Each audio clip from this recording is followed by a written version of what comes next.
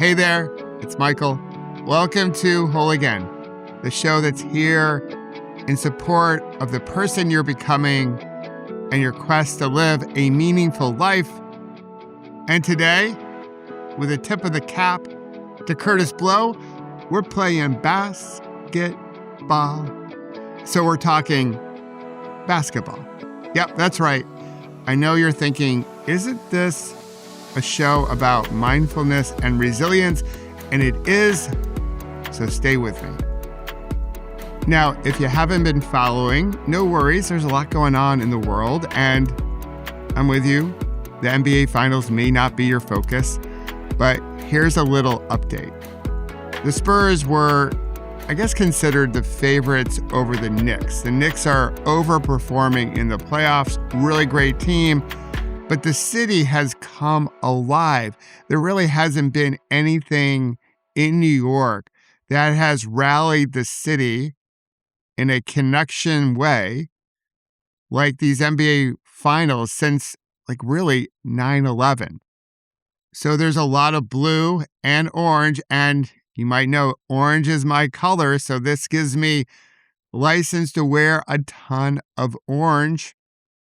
Even Timothée Chalamet had an orange jumpsuit on last night. I was joking with my daughters. I said, that's a great Father's Day gift. I don't think they're going to purchase it. It probably costs like $5,000. So I'm not going to be wearing that. But all the buildings are lit up in blue and orange. Spike Lee is super happy. The city is alive. It's awesome. Again, sports can have a great way of bringing people together. People from a lot of different perspectives. They're all rooting for their team, so it's really cool. And the Knicks started out in the series really hot. They went down to San Antonio, again, sort of considered the favorites. They have this amazing player, Wemby, from France, who is 7'4", although I think he's grown since the playoffs have started. He might be 7'5" or 7'6". He's amazing. But the Knickerbockers went down to Alamo Country and stole the first two games. It was incredible. The city, again, is alive. I saw a clip of one guy who was really funny. He said, my mayor is Muslim, my bagels are Jewish, my Dior is Christian, and the Knicks win in 4, which was super funny and super clever. 2 thumbs up. But I would have to say, some of the Knicks fans were getting a little too cocky.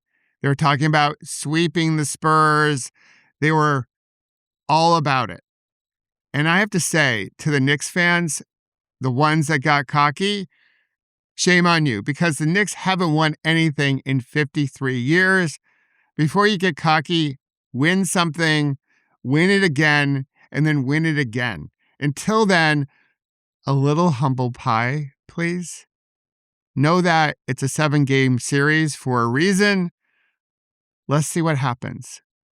Now, before I get to the big things that tie back into Whole Again, I already mentioned one. Community, I sort of snuck that in without actually referencing it. The community of Knicks fans, the community of New York City, have come together in our Kinstugi fashion. Community is the C in my GRACE model that I teach corporate leaders all about. So community, I would say as a cyclist, who's in your peloton, matters, right? The fans were crazy. The ticket prices, which I'll get to, were insane. And that's something I need to get off my chest. But first, there's something else I need to rant about before we get into the real meat and potatoes of Game 3. One, let's talk about President Trump, but not for a while because I don't really like talking about him. I've never been a fan of his. I've always seen him as a draft-dodging bully who cares more about lining his own pockets with wealth than he does America and middle America. He just wants to hang out with rich people. He doesn't get the affordability issue. Again, a guy who decorates his apartment, a former I'll stress this, a former New Yorker who decorates everything in all gold like he's Marie Antoinette, he doesn't get what everyday Americans are actually going through. And the reality is, he doesn't care. I've done a few episodes and a few blog posts about this. I hope you can find them. I probably won't link them, although I might, who knows? I'll decide that later. But he went to game 3 because he was invited by Dolan, the president and owner of the Knicks. And it becomes a nightmare. He jinxed the Knicks, at least some will say. He didn't show up for any other playoff wins. Causation or correlation? You be the judge. But here's a new rule. The president from any party can't go to the Super Bowl, the NBA playoffs, the Stanley Cup, or the World Series. Simply stay in the White House and watch it on your big screen TV. Let the people have their moment. Don't come. Because the people have to pay for all the security. It becomes a circus. And then it becomes a central point in the conversation around the game. Let the game be about the players and the fans and the community. So, new rule, no big leaders at big games. Whether you're a president who seems to like the color orange and a whole bunch of makeup, or some progressive leader that you love, doesn't matter. No more presidents at no more games. Stay at home. Now, let's talk about those ticket prices. The president was asked on Air Force One what he thought about the prices at the Garden. The median ticket price to get into MSG was $8,000 to see the game. He was asked about that, again, on Air Force One. He said, well, you know what? In so many words or less, that's how the cookie crumbles. You can stay at home and sort of watch it for free on TV. Newsflash, cable is not sort of free. You have to pay for cable to watch the game. You can listen to it on your transistor radio, which I did growing up. It's an option, but watching it at home is not free. It's either free or it's not free. It's not sort of free. So he doesn't get it. And he doesn't get that we're in a K-shape economy. The people at the top, the people in the stadium, the people on the first row, celebrity row, if you will, they're doing quite well. The rest of us, we're trying to figure out how to make ends meet. And I get it. I studied economics in college, the Laffer curve, supply and demand by Adam Smith, all of it. I get it. The arena only has so many seats. So when the demand goes up, it's game 3, people. The price goes up. But come on. New rule here. If you're going to resell your tickets, let's put a cap on that resale. Maybe it's twice what you paid for the tickets. I happen to be a season ticket holder for the Toronto Blue Jays, and I have a general rule for myself. It doesn't make me a better person. It's just a general rule for myself that I will resell tickets I can't use for the price I paid for the tickets. I'm not trying to make money selling my old tickets. Allow the pricing to exist so everyday people can get to the game. No offense to the big celebrities. Rumor has it 2 tickets, front row, could cost $130,000. Like, give me a break. But they seem to have the money, and I imagine their parents are really proud that their kids are so successful. Of course, they could have taken all that money and bought tickets for underprivileged children of New York to see the game. That could be an option, but who am I to judge? They made it to the game. I really would like to see us figure out a way for everyday people to get to some of these events without going broke. Heck, once you get into the stadium or arena, buying a Coke costs you like $15. Come on. It doesn't have to be that way. All right, rants are over. Now let's pull from the game some really valuable lessons that we can apply to our own lives, whether you're an NBA basketball player or not. First, I want to take you to the end of the game. The Knicks were keeping it close, but time was running out. And one of the players from the Spurs, Stefan Castle, love his last name, have fun storming the castle, gets fouled and has to shoot 2 free throws. If he makes them, it basically ices the game and the Spurs will win. Imagine the pressure he's under. He's got 20,000 plus people in MSG, all trying to manifest that he'll throw up a brick and will give the Knicks one last shot for a last-second heroic three-pointer. And they win the game and they can go up 3-0. When I saw this scene as I was watching the game on TV, I thought about tennis players that want it ever so quiet, or golfers who wish the same.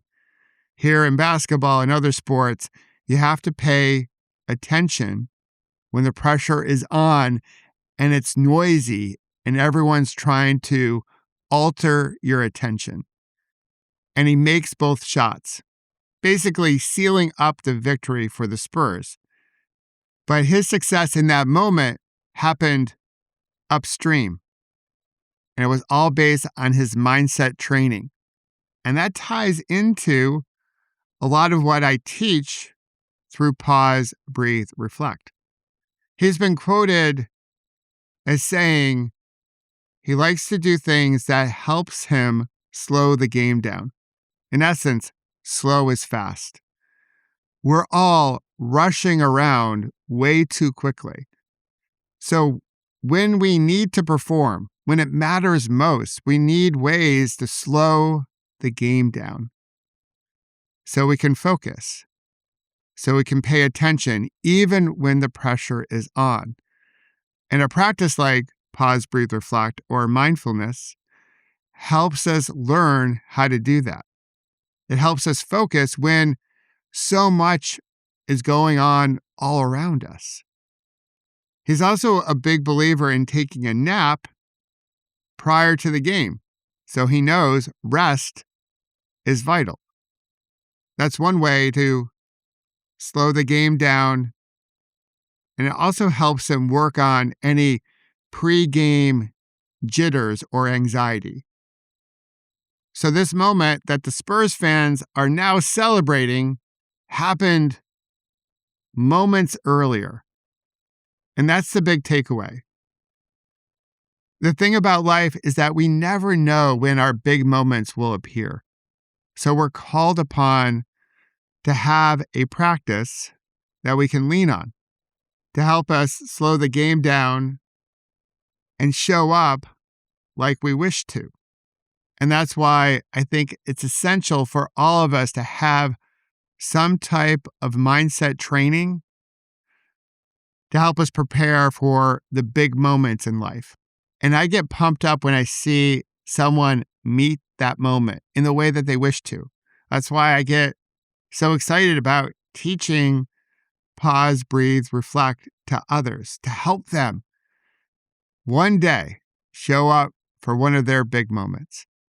And the second thing we can pull from the game, and we'll wrap it up with this, because we got to get ready now for Game 4, which will also be at MSG. Game 3 for the Spurs was a resilient performance. And resilience isn't something that just magically appears. There's actually a framework you can follow to help you become more resilient.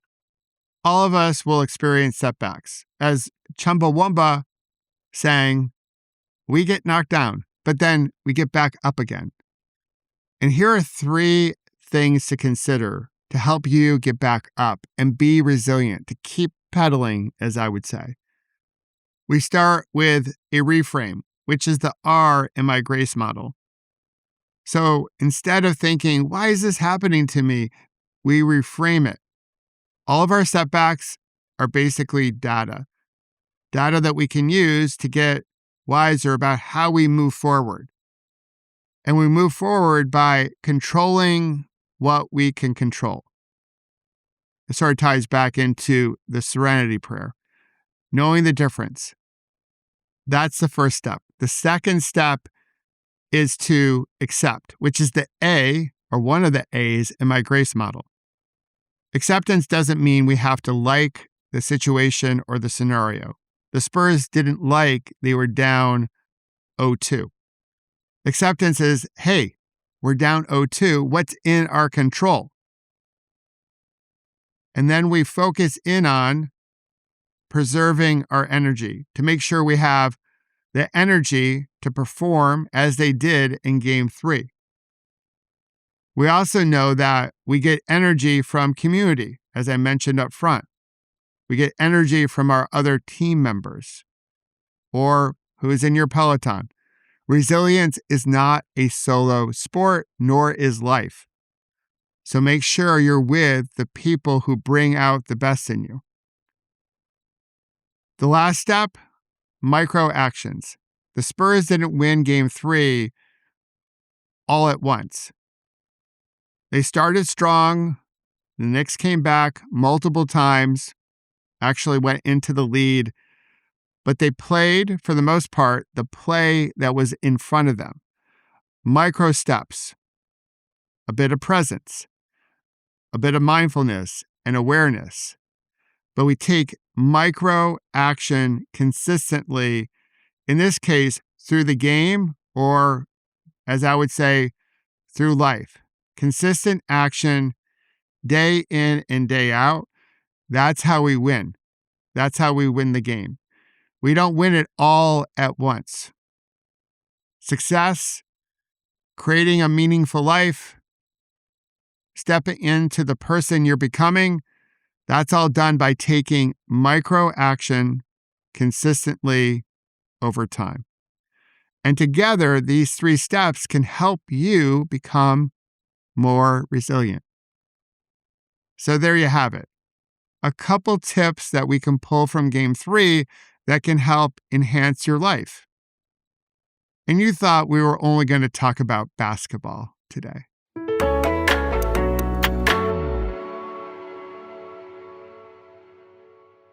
Well, as always, thanks for listening. Thank you for being part of our community. I hope you're checking out our new series, A Perfectly Imperfect Union.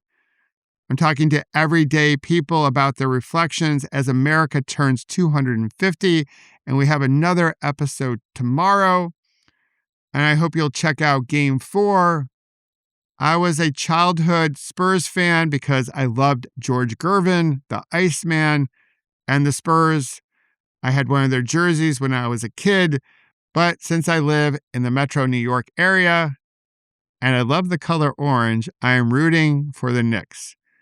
I'm also rooting for a long 7-game series. So let's see what Game 4 has in store for us. And until then, let's remember to celebrate our scars as golden symbols of our strength and resilience. And don't forget to have fun storming the castle.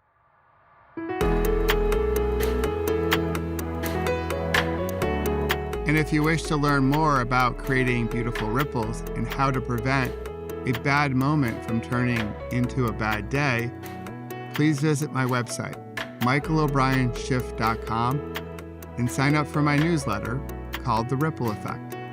And join us each Monday, Wednesday, and Friday here at Whole Again and discover how you can heal, grow, and become more resilient. And celebrate our scars as golden symbols of strength and resilience. Until then, remember, you can always come back to your breath. You've got this, and we've got you.